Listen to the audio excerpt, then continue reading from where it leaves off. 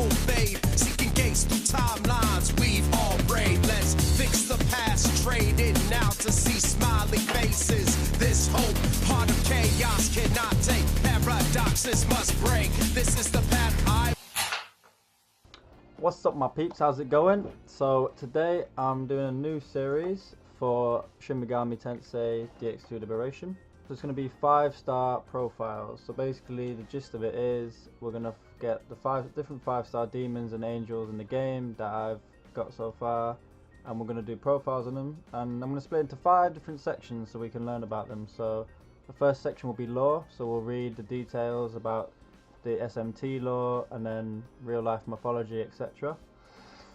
Section 2 will be stats, skills, archetypes, that sort of thing, what their strengths are, what their weaknesses are. Third will be PvE and PvP content, so we'll see how they perform in game against computer and how they perform against other people.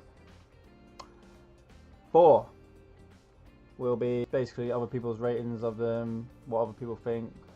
We'll read out some people's replies and we'll learn what other people think about different 5 stars basically. 5 will be the overall thoughts and ranks, so I'll rate it between D and S rank and see whereabouts they rank up in here. So today's 5-star profile will be for the God of Thunder, or the God of Missing as I like to call him. Now let's learn some lore about Thor.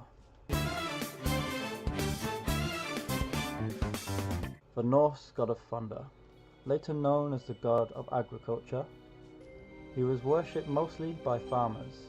Thor is a heroic and honest god with unrivaled strength. Some claim he could even swallow a cow whole. With the magical hammer Mjolnir, which returns to its owner after being thrown, he smites his enemies with ease. Although he misses his enemies with ease, you know what I'm saying. Thor was one of the most important and famous gods in Norse mythology.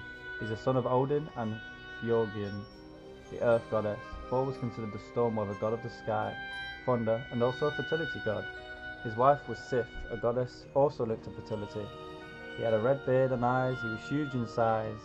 He had an insatiable appetite and not much wit. Thor was the strongest of all gods and men, according to the Pros Edda. Overall, he is depicted as a bit of a douchebag, from what I've known as well. Like in the new God of War game, he's shown to be like quite a bit of an asshole. So this is his base stats, right at the level 1, 5-star when he's not awakened. 27 strength, 20 magic, 23 vitality, 19 agility, 12 luck. You'll notice his luck is very, very small. If you guys who don't know what luck is, luck increases evasion, accuracy, and probability of inflicting and avoiding status effects. But the main one is that it's basically for accuracy. So he's a pretty good physical attacker. I think he has, I'll check in a second, I think he has the 2nd best defense in the game.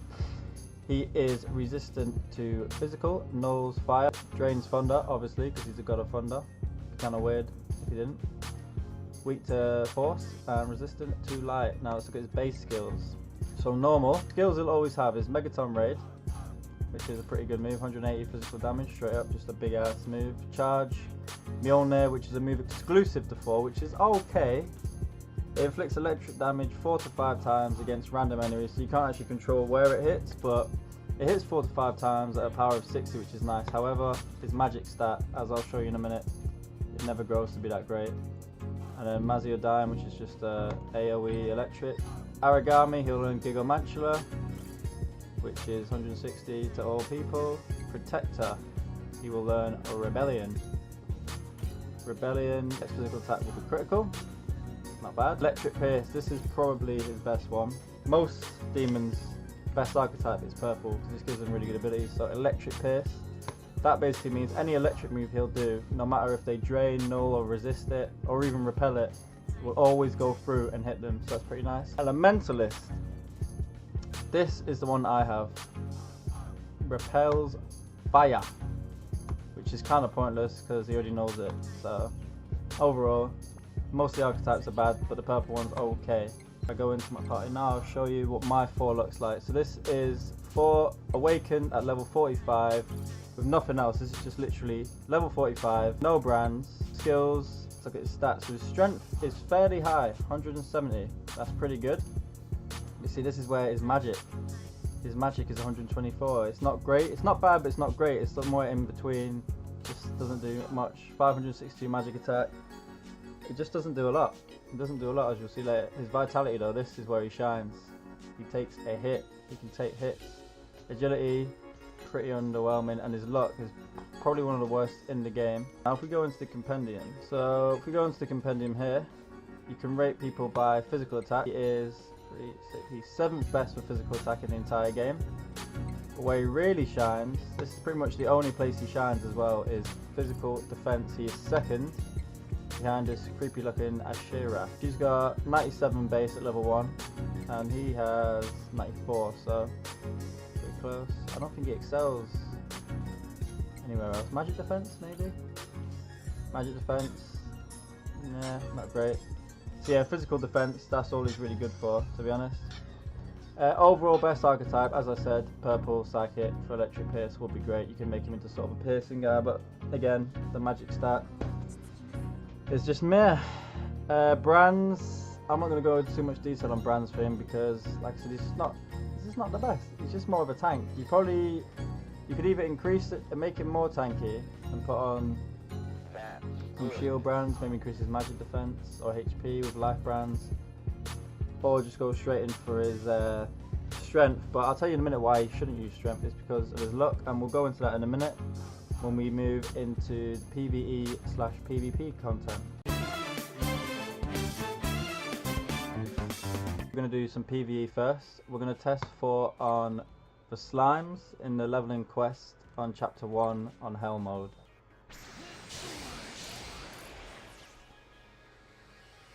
So this is a normal attack to a slime with a weak point. They do about 329 on average. You know, so he's got charge. We'll do charge. That means the next attack will do 125% more damage. As you can see, he can take a hit. We're going to see how much damage he can do when he's charged with a normal attack to a slime. Here we go. 787. Which you can see is not great because it's a slime. They're weak to it. He's charged, and it's not the best. Now we'll do Mjolnir. So this hits random enemies 4 to 5 times with 60 base damage. So that hit the maximum times. It's not a bad move. It's not a bad move, but it doesn't do as much damage as you would want because its magic just isn't great. It isn't great. Okay, so we'll do another charge. Okay, so this is going to be Megaton Raid while he's fully charged against a slime. Quite a lot of damage, but again, it's only a slime. Alright, so this is Megaton Raid on its own without charge or anything against a slime. 569. So not bad. So you see what he's like. This is how I'm going to test it, just against slimes. It sort of shows you their maximum potential. As you can see, not bad. Alright guys, now we're going to do some PvP. So let's choose just somewhat random. This guy. I'm not going to do it only with Thor because that would be a bit suicidal. I'm just going to mainly show Thor how he performs. And we'll see what his strengths and weaknesses are. I'll discuss that. What he's good with in PvP, what he's bad with, etc. Let's do this. Okay, so one of his main faults here is all of his moves cost 7 MP to use. Let's see, Mjolnir, this one, it charges 6. And obviously in PvP you only start with 2 MP and you regain 3. Even with a Divine Brand on, and he would be gaining 4 a turn, he would only have enough to do charge, so he can't use any of his moves first turn, so you'd have to like skip him. Which is what we'll try a normal attack now though, in case you didn't want to skip, but we'll try a normal attack. We got a crit, not bad. Let's try Megaton Raid. Crit again. He is weak to wind. I'm not going to bother putting resistance on him because I don't think he's good enough to keep in the party, for me anyway. If you guys would want Thor, I'd recommend putting Resist Force as a skill, transferring Resist Force to him.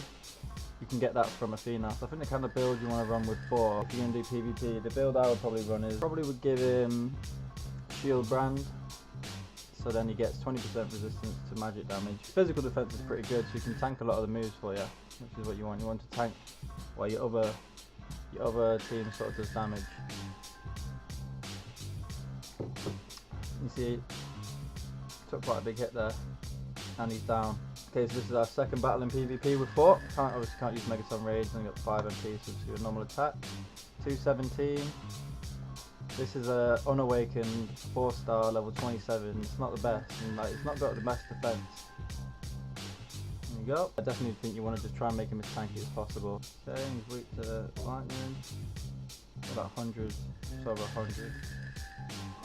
Never really hit more than 150, even on a weaker enemy. One more against a really good team now. We've got Michael, 5-star Michael. This will probably get wrecked by this team. Okay, so that was Thor in PvP.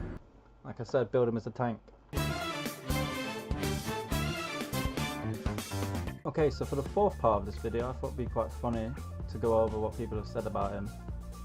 We can just discuss what other people's thoughts are and stuff. So, as a buy, him and Scav Car both choked me with death fires, and I'd like to thank them. Okay. Ride my face like you rode those nukes, daddy. This is not how I expected this to go. Better than the Marvel version, see that? Thunder. I don't think there's actually any good comments here. Oh wait, here we go. Thor is a great physical unit with some crit, and Gigamantually he'll be nuking enemies. That's true. He'll also be missing enemies. A lot of nukes. Okay, I think we're gonna wrap this section up nice and quickly.